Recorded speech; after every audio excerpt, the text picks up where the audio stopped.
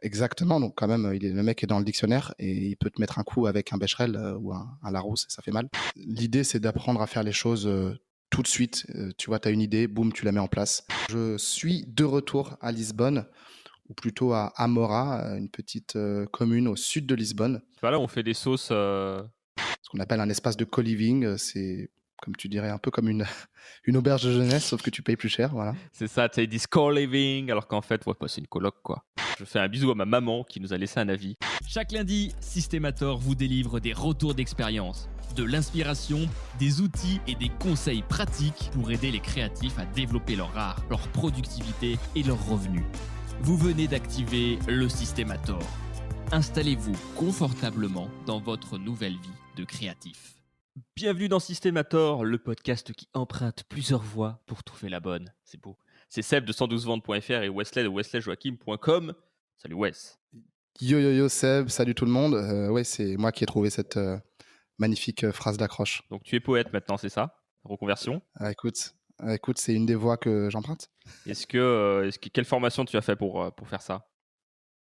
J'adore écrire, donc c'est dans ma nature, je pense. Ah, c'est beau, c'est beau. T'as pas fait un bac pro poésie, par exemple? Non.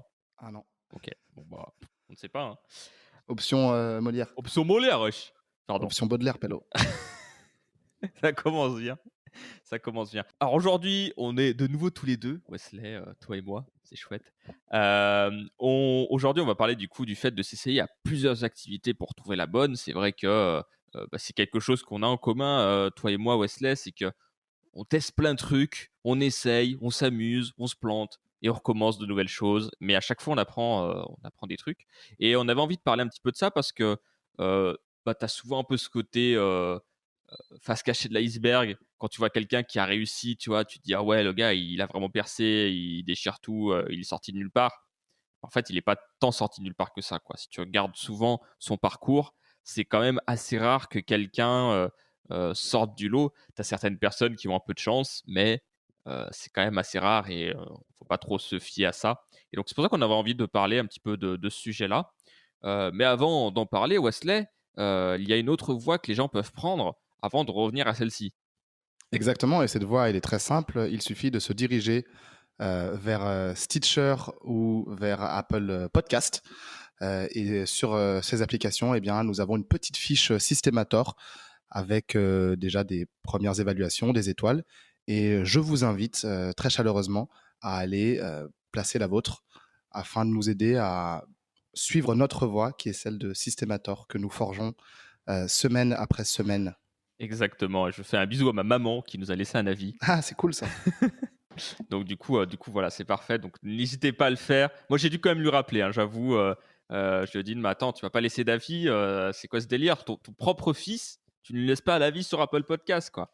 Donc voilà. Mais elle avait une excuse, elle vient juste, d'avoir un compte Apple. Alors du coup, ça c'est à peu près excusé. Mais bon, voilà, les choses sont corrigées maintenant. Notre relation se passe très bien. Les étoiles sont là. Voilà. Exactement. Donc n'hésitez pas à faire pareil si vous voulez qu'on entretienne ensemble, chers auditeurs, de bonnes relations entre nous, n'est-ce pas? Allez, on y va, c'est parti.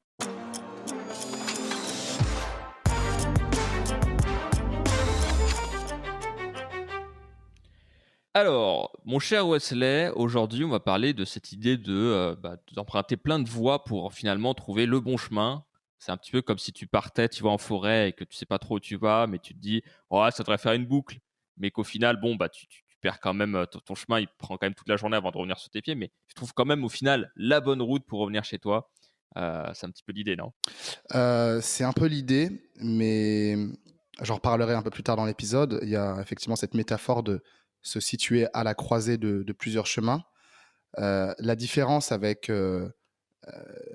une randonnée, ou une expédition ou une aventure physique, c'est que là, on peut très bien emprunter plusieurs voies, en parallèle, sans avoir à revenir en arrière au point d'intersection, pour voir laquelle est la plus porteuse. On peut, découper ses journées en plusieurs tronçons et avancer un petit peu vers le nord, un petit peu vers le sud, un petit peu vers l'est, un petit peu vers l'ouest.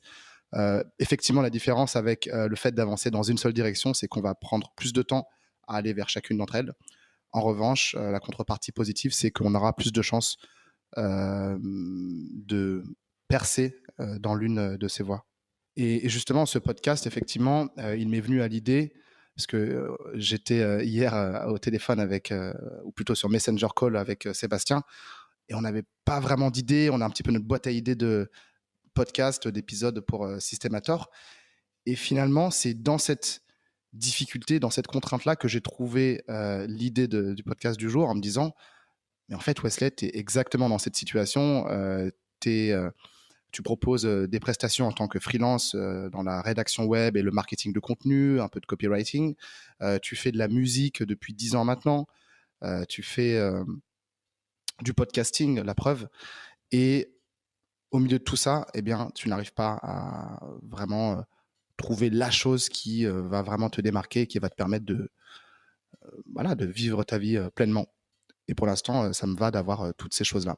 Donc, je reviens dans le vif du sujet. Il y a aussi une conversation avec mon ami Moni qui qui a connecté les points parce qu'il est en train de lire un livre qui s'appelle Range, un petit peu comme la gamme, range en anglais, un peu comme un, un dégradé aussi, on pourrait dire.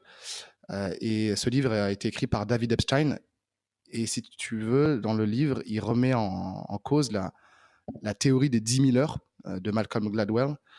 Des scientifiques auraient trouvé que si la pratique, c'est quelque chose d'excellent pour progresser dans n'importe quel domaine, à elle seule, elle ne vous rendra pas, world class. Elle ne vous rendra pas, elle ne vous projettera pas spécialement dans l'élite. Si on peut juste faire un petit point sur la théorie des 10 000 heures, qu'est-ce que c'est? La théorie des 10 000 heures, c'est la théorie selon laquelle nous devrions pratiquer 10 000 heures d'une discipline, d'une activité, de façon à devenir un expert absolu, vraiment être parmi les meilleurs, on va dire peut-être le top 1%, voire 1 pour 1000 dans cette discipline. Ouais, donc en gros, par exemple, si j'illustre, pour faire un parallèle avec la théorie des 10 000 heures, souvent l'exemple, c'est si tu fais de la musique pendant 10 000 heures, tu vas vraiment prendre du niveau, mais je crois que c'est vraiment 10 000 heures conscientisées, quoi. C'est-à-dire que tu as ce côté où c'est de la pratique délibérée, c'est-à-dire que tu vas vraiment chercher à t'améliorer à chaque fois, à essayer de corriger tes défauts et à devenir meilleur, parce qu'il ne suffit pas juste de faire 10 000 heures sans réfléchir. Si tu fais 10 000 heures de la même chose tout le temps, bah forcément, tu vas tout le temps être dans le même niveau. Mais c'est 10 000 heures vraiment où tu conscientises ton travail, tu conscientises ce que tu fais, tu réfléchis à comment faire mieux, comment t'améliorer, comment corriger tes défauts. C'est plutôt ça, il me semble, la théorie des 10 000 heures. Exactement. Et il me semble que Autodisciple en parle dans son livre. Et les 10 000 heures, et je crois qu'il disait que ça correspondait à peu près à 7 années de pratique, à raison de 4 heures par jour, si je ne dis pas de bêtises.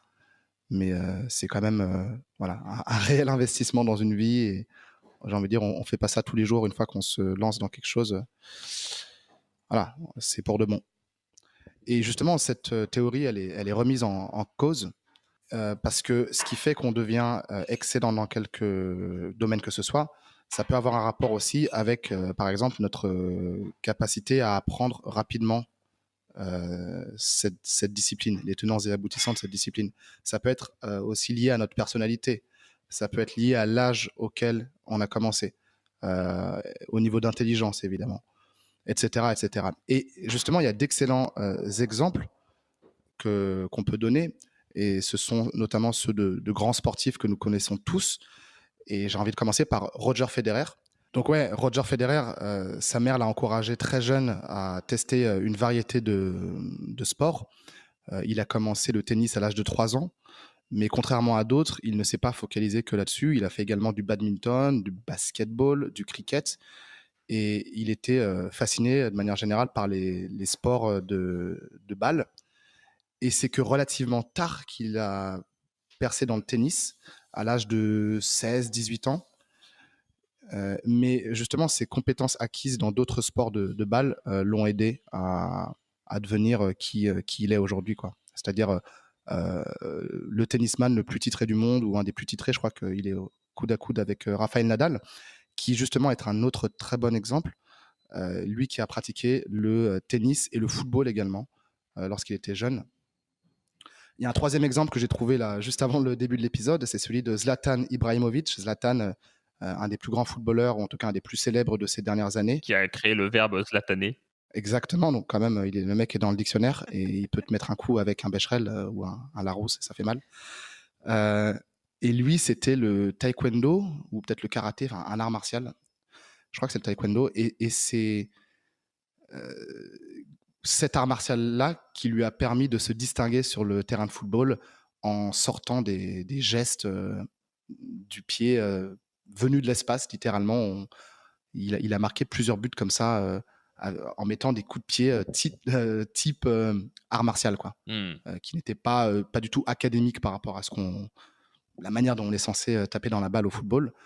Donc, tout ça, ce sont des exemples de personnalités, de sportifs en l'occurrence, qui ont réussi à faire basculer des compétences d'une activité, d'un sport, vers un autre. Et au niveau du cerveau, je ne suis pas du tout scientifique, mais il y a des zones du cerveau qui s'activent, différentes zones du cerveau qui s'activent lorsqu'on pratique différentes activités.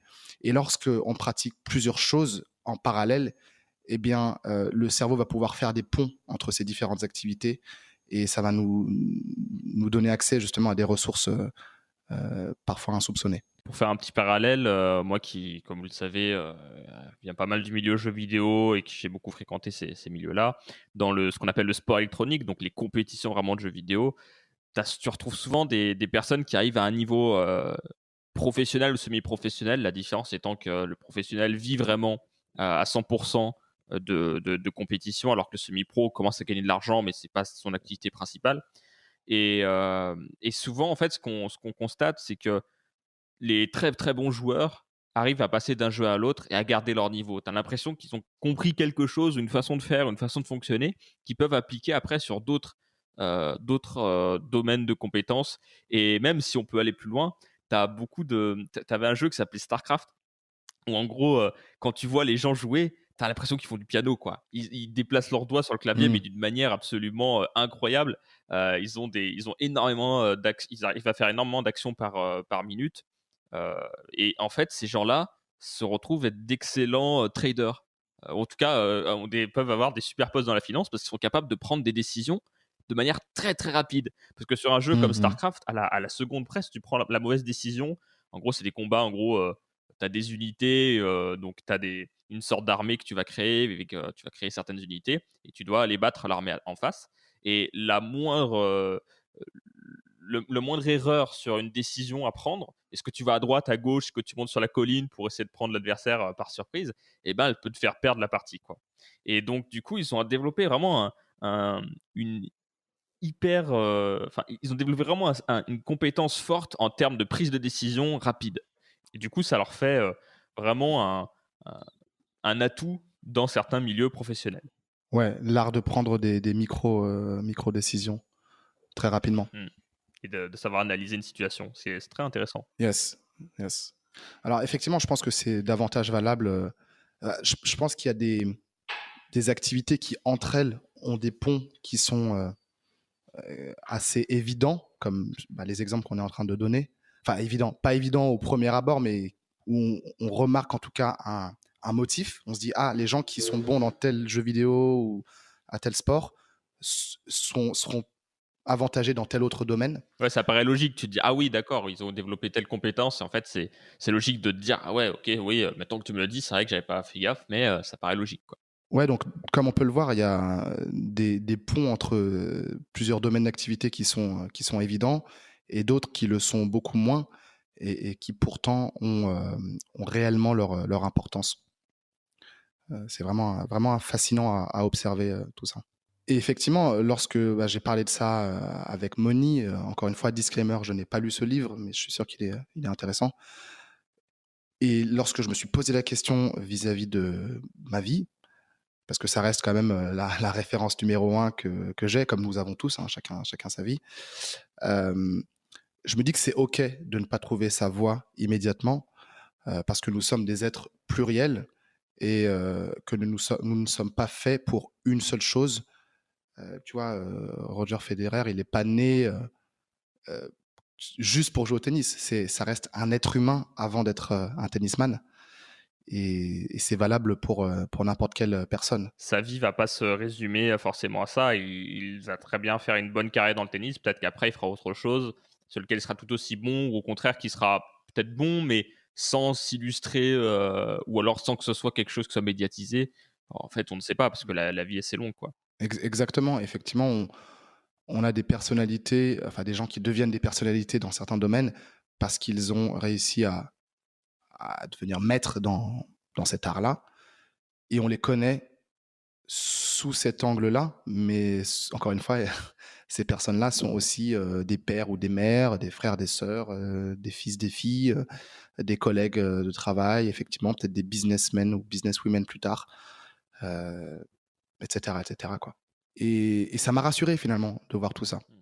Ça me fait penser aussi à des exemples comme Leonardo da Vinci euh, ou même Albert Einstein qui sont devenus, enfin qui ont pris l'ampleur qu'on leur connaît aujourd'hui relativement tard dans leur vie Louis respective. Funès aussi, par exemple.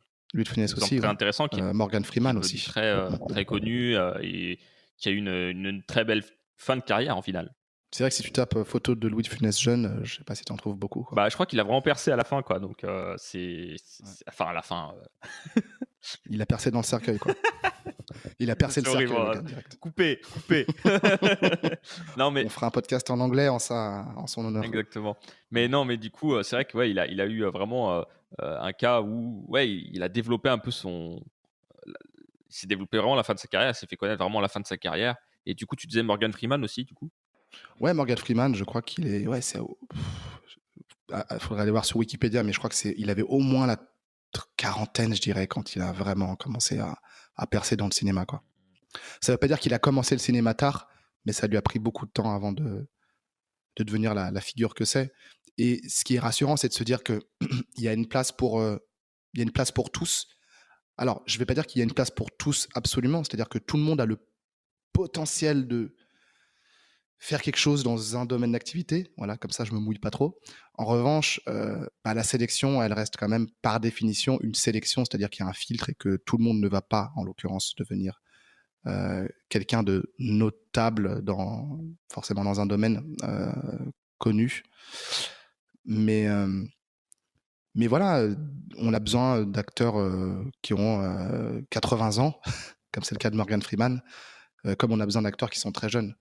Il y a peut-être des disciplines dans lesquelles aussi, je sais pas, dans le sport par exemple, si tu n'as pas percé à 40 ans, bon, ça va être plus difficile de devenir un professionnel du football par exemple à 40 ans, c'est clair.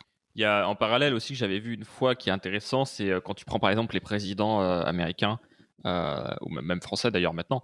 Mais par exemple, Obama, lui, il a fini ses 2 mandats, donc ses 8 ans, à 56, 55 ans, quelque chose comme ça. Alors que Donald Trump, lui, il a été président à 70 ans, quoi. Et donc en fait, ça montre vraiment, enfin, tu as une génération d'écart entre deux quasiment, tu vois. Donc ça montre vraiment que tu as le temps de faire des choses, et que ce qui va se passer dans 10 ans, en fait, t'en sais rien du tout. Ouais, ça me fait penser à mon été à Ibiza. On a vu 4 DJ différents avec mes potes. Et il y en a un qui était dans la vingtaine, enfin qui est dans la vingtaine, Martin Garrix. Un autre qui est dans la trentaine, Calvin Harris. Un autre qui est dans la quarantaine, Martin Solveig. Et un autre qui est dans la cinquantaine, c'est David Guetta. Et je me dis, ces 4-là, on a beau en penser ce qu'on veut, ils sont sur scène, ils empochent des thunes pour faire ce qu'ils aiment, a priori. Et ils ont tous les âges. Voilà. Ah, c'est clair.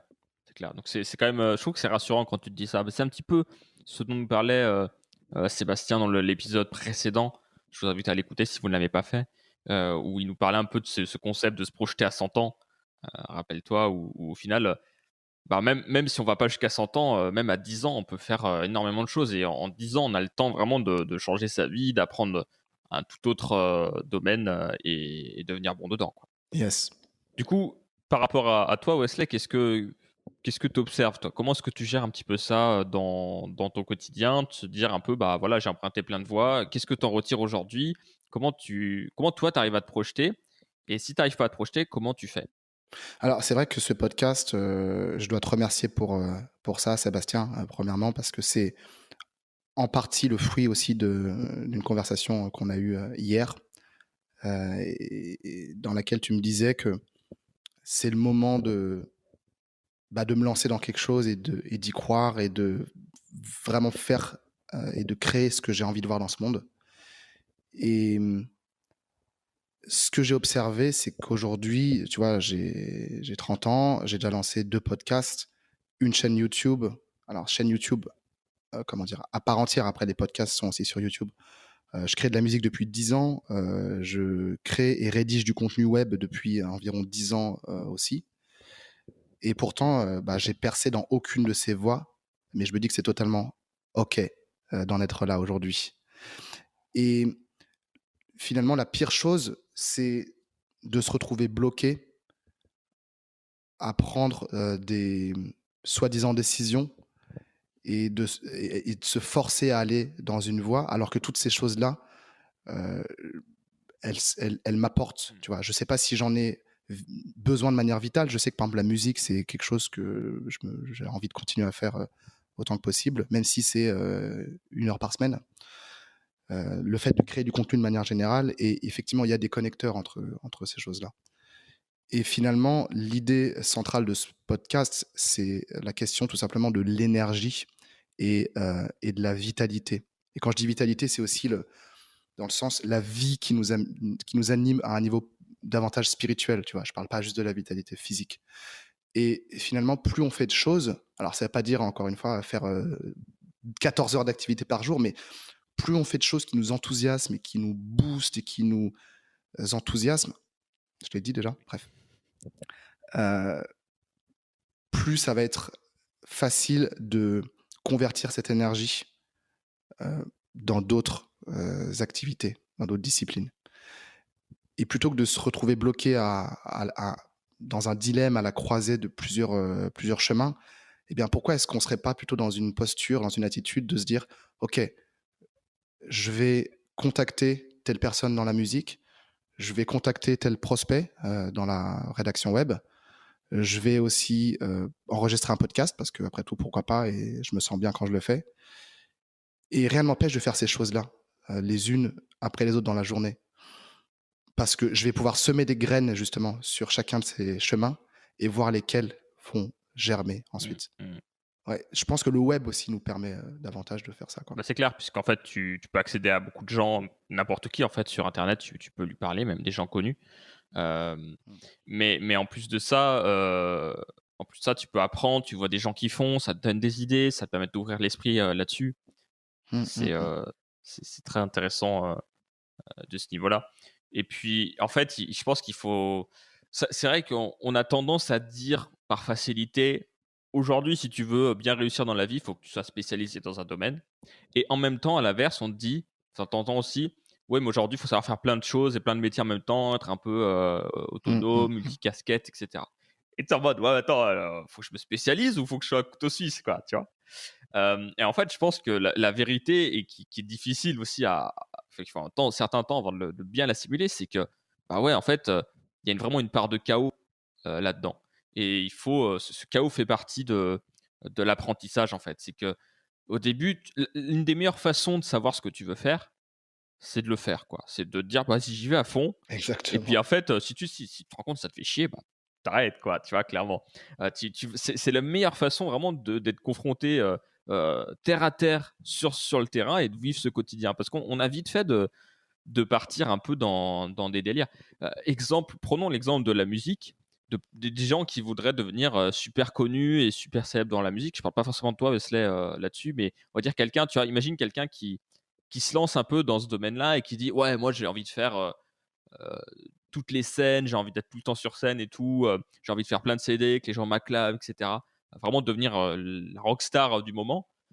Et ben, si le mec vit ça, tu vois, si jamais il commence à faire, je sais pas, plein de tournées, plein de trucs, enfin, est-ce qu'il est prêt à endurer cette vie-là ou pas, tu vois. L'exemple en Hum, tête hum. qu'on a tous quand on parle de ça, je pense, c'est Avicii, qui était un Ouais. grand compositeur de musique électronique.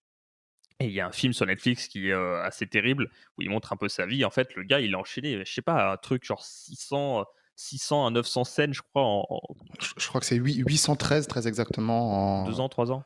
Je sais plus, entre 2000, non, un peu Ouais. plus quand même, mais ouais, peut-être 5 ans, Ouais, quoi. enfin 800 scènes, C'est un et truc de dans le ouf, monde quoi. entier, hein, c'est pas genre juste, tu bouges dans ta région. T'imagines une centaine ou même 200 dates par an, bah, je vous laisse faire le Ah mais c'est calcul, clair. quoi. C'est tous les 2 jours, tu devant, des Tout gens, le quoi. temps, tu es devant des gens, tout le temps, tu as la pression. Ils se droguaient beaucoup parce que c'est très compliqué à tenir. Il y a vraiment, enfin vraiment, il s'est mis dans un état de santé. Alors que lui, ce qui le faisait kiffer, c'était de composer, en fait. Et au C'est ça. final, en ayant tout pris, et ben, il y a cette partie-là qui l'a tué, quoi. Et c'est pour ça que quand on sait pas trop ce qu'on veut faire, ou qu'on a une idée en tout cas, mais qu'on n'est pas en même temps trop sûr, et bah, faut y aller à fond parce qu'il faut vivre cette vie-là. Et quand vous avez expérimenté cette vie-là, bah, vous êtes en mode: «OK, bah, c'est cool, je sais ce que c'est, et maintenant je sais que j'ai envie de ça ou pas, quoi». Moi, c'est un peu ce que j'ai expérimenté avec la vidéo, par exemple. C'est que j'ai tout fait en vidéo parce que pareil, j'avais cette idée reçue, qu'il faut se spécialiser à tout prix. Au final, j'ai un peu tout testé, et bah, moi, ce qui me fait plus kiffer, c'est de faire des vidéos YouTube, de faire des émissions, ce genre de trucs, quoi, en fait. Et tu vois, aller faire des vidéos de mariage, par exemple, enfin, c'est vraiment le truc que j'ai pas envie de faire, quoi. J'aime pas bien les mariages déjà de base, mais alors en plus, tu vois, s'il faut tourner et tout ça, et tout le monde t'appelle, prend des photos et tout ça. En plus, quand tu filmes avec un appareil photo, alors ça, c'est terrible, parce que tu sais, t'as genre euh, tous les gens qui pensent que genre t'es photographe et tout, et donc tu les filmes, et eux, ils tapent la pause, tu vois, ils bougent plus. Tu vois ce que je veux dire? Donc, enfin, c'est assez terrible. Grave, grave. Et voilà. Mais tu as des gens, ils adorent faire ça, quoi. Ils adorent voir des mariages, adorent voir des gens qui sont heureux et tout machin. Bon, bah, cool, tu vois. Mais il faut le vivre pour le savoir, en fait. Tant mieux même, ouais. Et finalement, c'est une façon d'être très terre à terre, quoi. Parce que il faut toujours faire attention, je pense, avec la grande vision, ce genre de choses. Bah, par exemple, là, je sais plus quelle phrase tu as employée tout à l'heure lorsqu'on a, tu as évoqué notre discussion qu'on a eue au téléphone hier, le jour d'enregistrement. Mais il me semble que j'ai été vachement plus terre à terre que ce que tu as décrit, en mode vraiment, bah, en fait, enfin, c'est cool de se trouver un projet qui soit pas un projet à côté, mais qui devienne vraiment ton projet numéro un, et qui te fasse vraiment Ouais, kiffer, quoi. aussi, ouais. Et c'était plutôt Mmh ça que mh. j'ai dit, et plutôt en mode, bah, ouais, il faut tester et puis voir ce que tu as vraiment envie de faire là-dessus, et puis le lancer, et puis regarde si ça te plaît, si ça marche. Et si ça marche, ou si tu le sens qu'il y a un potentiel ou que tu as envie de développer quelque chose, bah, faut y aller à fond, quoi. Et c'est plutôt Ouais, ça, et au final, ouais. ça évite d'être dans un espèce de cercle vicieux sur lequel je pense on passe tous à un moment donné. Mais ce cercle un peu où tu te projettes dans un métier et tu regardes, ou un domaine d'activité, et tu gardes tout l'imaginaire qu'il y a autour, Exactement. mais du coup, bah, tu pas le réel, en fait. Tu pas les sensations réelles du truc. Ouais, ouais, ouais, ouais. Tu même plus dans le rêve, tu es dans l'illusion finalement. Tu es vraiment dans l'illusion effectivement, et la différence avec le rêve, c'est que ça peut être négatif aussi. Tu sais même pas ce que ça vaut réellement. As envie de le faire, mais tu sais même pas Ouais. pourquoi, tu vois? Et effectivement, expérimenter, il y a que ça de vrai, quoi. Enfin, il y a que ça. En tout cas, dans le cadre de notre épisode, c'est l'idée, quoi. L'idée d'être dans l'action, tout simplement. J'ai vu une vidéo hier, de Hard Disk, qui est un youtubeur que j'aime bien. Alors ça, je pense que ça plaira pas forcément à tout le monde. C'est quelqu'un qui analyse un petit peu, qui analyse pas mal de choses dans l'audiovisuel. Il analyse un peu la façon dont les choses sont montées, dont c'est fait, et il analyse souvent des clips de rap, et il est allé voir les premiers clips, des rappeurs les plus connus du moment. Donc tu as Orelsan, Big Flo et Oli, et toutes ces genres de personnes, Nekfeu, donc qui sont vraiment les tops du top en France en termes de rap en ce moment. Et en fait, ils montraient vraiment leur premier clip, quoi. Et tu as suite Big Flo et Oli, mais tu as l'impression qu'ils ont 10 ans, quoi. Enfin, ça fait trop rire. Et en fait, eux, ils se sont accrochés au truc, tu vois, ils ont continué le truc. Et en fait, il y a ce côté, ils disaient ce côté un peu où tu as l'impression qu'ils sont vraiment sortis de nulle part, qu'ils ont percé du jour au lendemain, alors qu'en fait, non, ils ont travaillé, ils ont essayé, ils ont fait plein de choses pendant des années, et ils s'y sont accrochés. Et c'est ça qui leur a permis sur le long terme de se développer, quoi.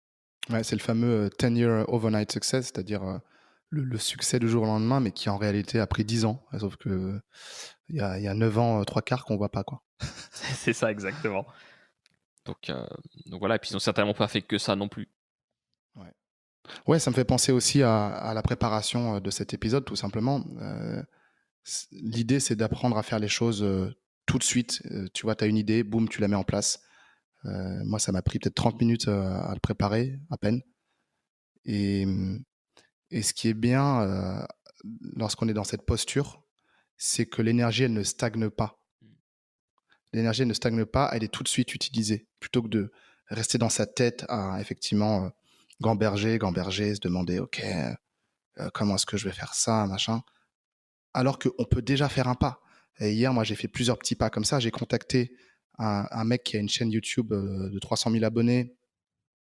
Et pour la faire courte, j'ai fait un morceau en utilisant des voix sa chaîne YouTube parce qu'il fait une espèce de série documentaire sur un cuisinier Rastafari de Jamaïque. Donc, ils avaient mis à disposition des samples que j'ai téléchargés. J'ai mis ça dans un morceau pour mon prochain album. Et j'avais déjà contacté le gars.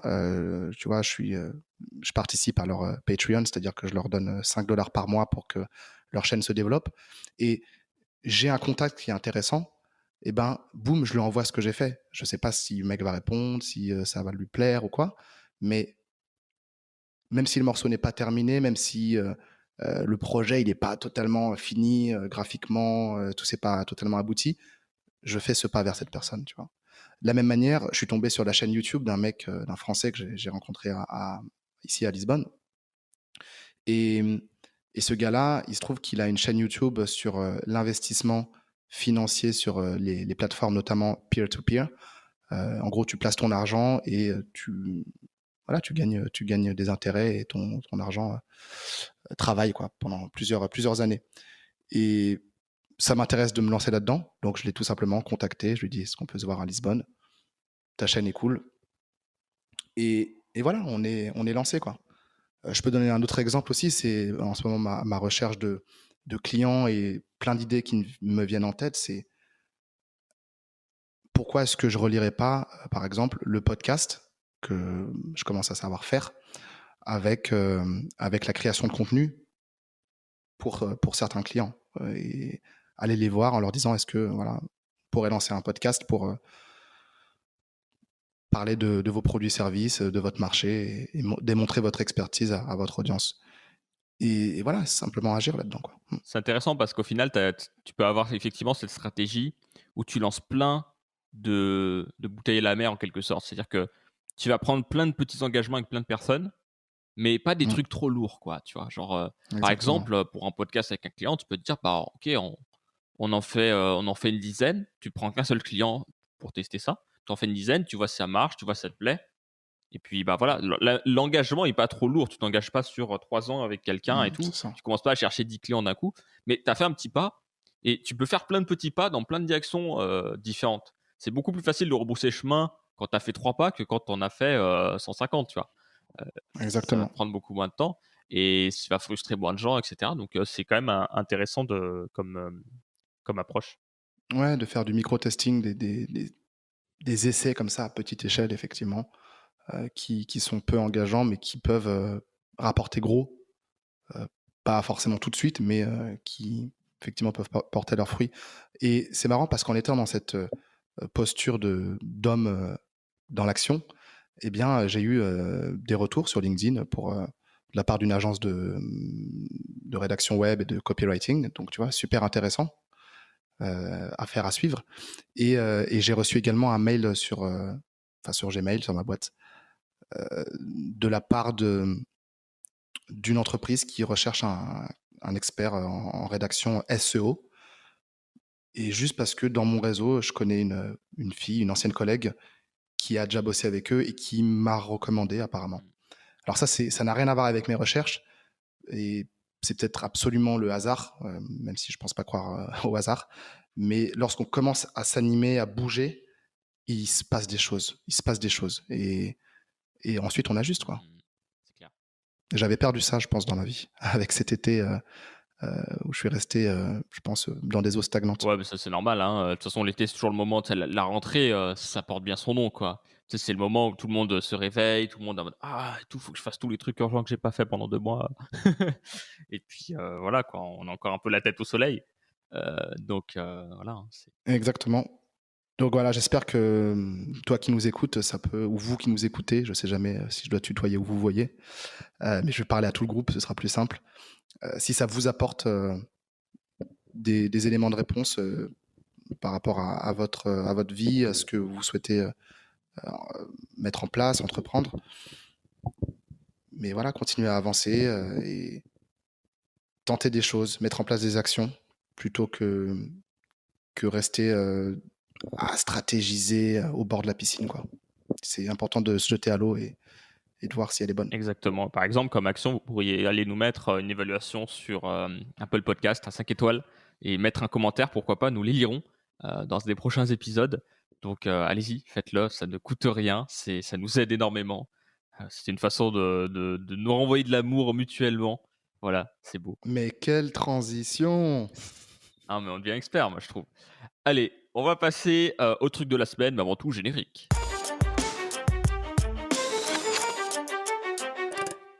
Alors, Wesley, quel est ton truc de la semaine? Bon, je crois que j'en ai déjà un petit peu parlé sans le vouloir précédemment. Je suis de retour à Lisbonne, ou plutôt à Amora, une petite commune au sud de Lisbonne. Bah là, on fait des sauces. Exactement. Et voilà, l'entreprise est basée ici. C'est vrai? Non, j'en sais rien, je pense pas. En tout cas, il y a beaucoup de chiens dans le quartier qui aboient. Hmm. C'est super sympa, grande villa, donc ce qu'on appelle un espace de co-living. C'est, comme tu dirais, un peu comme une, une auberge de jeunesse, sauf que tu payes plus cher. Voilà.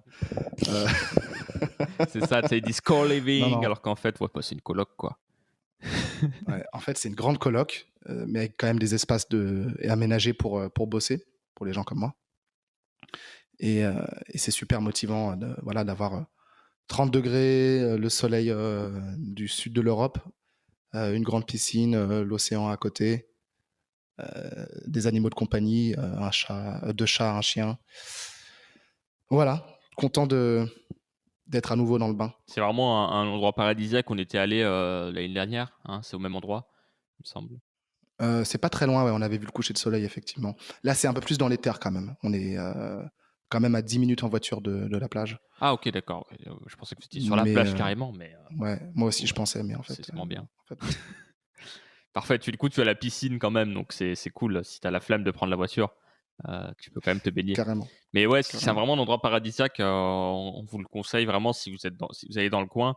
Nous, on l'a connu parce qu'en fait, c'était quelqu'un qui était dans le coin, en fait, qui nous a emmenés là-bas. C'était un dîner secret, hein, c'était secret dinner. Donc encore les trucs un peu start-up, tu vois, tout machin. Donc en fait, c'était juste un repas sur la plage. C'était cool, hein, mais voilà, c'était rigolo. Et du coup, ouais, c'est vraiment un chouette endroit. Donc Amola, c'est ça? Hein, comment? Ah, tu dis quoi? Amora, Amola? Comment ça se prononce? Amora, ouais, Amora, je Mola. pense. Ok. Voilà, très bel endroit, je confirme. Puis ouais, t'avais des chats partout, des chiens partout, ah, c'était cool, quoi. Tu vois, c'est marrant. Des Ouais, carcasses de ouais, bateaux ouais. sur la plage, c'est stylé, quoi. Très bonne manière d'attaquer ma rentrée en tout cas. Ah bah ouais, Bon voilà, j'y suis que pour quelques semaines, hein. c'est ça. Il vous met l'eau à la bouche, tu Les, vois. les- Nous, les... les gens sur Instagram me demandent comment je fais pour me payer ça. Non, je leur dis quand même que voilà, je reste à moi, quoi. C'est ça. Mais tu vois, nous, commence à pleuvoir, commence à avoir du vent, il fait froid, on est obligé de sortir les petites laines, tu vois, d'automne, ce Ah ouais, genre de déjà. choses. Ouais, ouais, voilà. Donc, ouais, on n'a pas tous la même vie, hein. Il y en a qui se la mettent bien, quoi. Big up si vous nous écoutez depuis les dom-toms ou une zone chaude dans le monde. Et toi, Seb, quel est ton truc de la semaine? Eh ben, écoute, il y a 2 jours, là, j'ai revu un ami avec qui j'avais fait pas mal d'émissions sur la web TV que j'avais avant. En gros, à cette époque-là, j'avais changé d'appart, je m'étais mis en coloc avec un ami. On avait transformé notre salon en studio web télévision, en plateau TV. C'était incroyable. Et du coup, on avait bossé avec plein d'associations dans le secteur pour créer des émissions ensemble. Et on avait bossé avec l'une d'entre elles qui était spécialisée sur le jeu Pokémon. Mais ils étaient vraiment à fond, quoi. Par exemple, ils ont réussi à avoir le fondateur de Pokémon qui est venu à Lyon, tu vois, qui a mangé avec eux. Enfin, c'était vraiment, vraiment Ah cool. ouais. J'étais dégoûté, j'étais pas là, quoi. Tu vois, c'était terrible. Mais voilà. Et donc, du coup, j'ai revu une de ces personnes. Faut savoir que c'était une période qui était quand même très difficile, même si j'en garde énormément de souvenirs. C'était très difficile parce que c'était une période où financièrement, c'était vraiment compliqué parce que j'étais à fond dessus et que ça me rapportait rien et que je dépensais beaucoup d'argent matériel pour améliorer le projet. On se déplaçait, on faisait pas mal de choses, donc c'était compliqué. Et puis à un moment, je cumulais études, alternance à 35 heures, plus ça le soir, avec 120 personnes à gérer sur la plus grosse période. Et puis au final, une bonne désillusion parce que tout s'est un peu cassé la gueule en 2 semaines. Donc c'était une période, tu vois, où ouais, je pense, j'en ai chié, quoi, on peut dire ça comme ça, quoi. Et j'ai revu cette personne avec qui on avait monté cette émission-là. Et tu vois, en ce moment, bah, ça marche à fond dans sa vie, ça se passe super bien pour lui. Il est en train vraiment de réaliser ses rêves. Il va partir vivre au Japon, il va monter la filiale de sa boîte là-bas. Enfin, vraiment un truc super chouette, Ah quoi, ouais. tu vois? Et ça marche super bien pour lui. Et puis il m'a dit un truc, il m'a dit, «Franchement, c'est grâce à ce projet-là que, j'ai pris confiance en moi, quoi», tu vois? Grâce à ce projet-là que j'ai appris à gérer des équipes, à animer, une émission. À chaque fois que j'ai un entretien ou que je parle un peu de mon passif, je parle de cette période-là. Et tu vois, je me suis dit: «Putain, ouais, c'est cool, quoi», tu vois? Genre, c'est le genre de retour qui fait vraiment te dire: «J'ai pas fait ça pour rien», tu vois? Et Mmh, mmh, mmh. tous les moments difficiles, de galère, que ça soit, matériel, que ça soit, émotionnel, lié à ça, les heures que j'ai passées pour, au final, entre guillemets, «rien», de concret dans ma vie, là-dessus, si ce n'est de l'expérience et de beaux souvenirs. Quand on me dit quelque chose comme ça, je me dis: «Ah ça a aucune importance tout ce moment-là, ça valait le coup», tu vois? Et ouais, vraiment, c'est quelque chose que je voulais partager. Donc, en final, même si les choses, ne marchent pas comme on veut, on se rend pas compte forcément qu'on peut vraiment aider des gens, de cette façon-là par ce qu'on fait. Et je me rappelle un jour d'une conversation que j'ai eue avec un de mes meilleurs amis et je lui avais dit, j'étais très frustré parce que moi j'ai toujours été inspiré par pas mal de gens, sur internet. Je me dis: «Oh c'est incroyable», enfin voilà, la façon dont ils créent, la façon dont ils pensent les choses, dont ils mixent des idées dont la manière dont ils arrivent à matérialiser ça. Je me disais: «Ouais, ces gens-là, ils m'inspirent énormément et ils m'apportent tellement et au final, ils le sauront peut-être jamais» et ça me frustre, quoi. J'aimerais tellement leur dire, «C'est dingue ce que tu as changé dans ma vie, quoi». Et Mmh mh. au final, il m'a répondu: «Ouais, mais si ça se trouve, toi, tu fais la même chose pour d'autres personnes et tu t'en rends pas compte non plus, ou tu le sauras peut-être jamais», tu vois? Et je fais: «Ah ouais, j'avais jamais pensé aux choses comme ça», tu vois? Et ça Mmh. matérialise un petit peu ça, quoi. C'était vraiment un moment très fort, quoi. J'aime beaucoup ce que tu dis et en plus ça corrobore, tout ce qu'on a partagé aujourd'hui, bah, sur l'importance de ne pas avoir peur de tenter des choses, de se planter parce que, ça paye toujours à la fin de la journée, quoi. C'est clair. C'est vraiment ça ouais, ça m'a vraiment, boosté, quoi, d'entendre ça, c'était chouette. C'est un bon moment. Voilà un peu pour cet épisode d'aujourd'hui, un peu plus court que d'habitude. En fait, on a d'ailleurs au timing normal qu'on avait prévu à l'origine. C'est vrai qu'on a eu pas mal d'interviews super intéressants, il va en avoir d'autres là à venir. N'hésitez pas à dire un peu vos retours, ce que vous avez pensé un peu de cet épisode et des autres. Voilà, Systemator se développe bien, on avance, on continue, on a envie d'aller plus loin aussi dans ce qu'on propose. Donc voilà, c'est chouette. Merci à vous de votre fidélité. N'hésitez pas, encore une fois, mettez-nous des avis sur Apple Podcast ou si vous connaissez des gens qui ont des iPhones, des iPads, tout ce que vous voulez, qui ont des comptes, on va dire, Apple, tout simplement, vous pouvez leur demander gentiment s'ils peuvent nous mettre, s'ils écoutent des podcasts et s'ils peuvent nous mettre un avis, par exemple, et pourquoi pas leur faire écouter l'émission, hein. C'est d'ailleurs la base. Donc voilà, si vous voulez nous aider, c'est la meilleure façon que vous avez de faire. Merci à vous.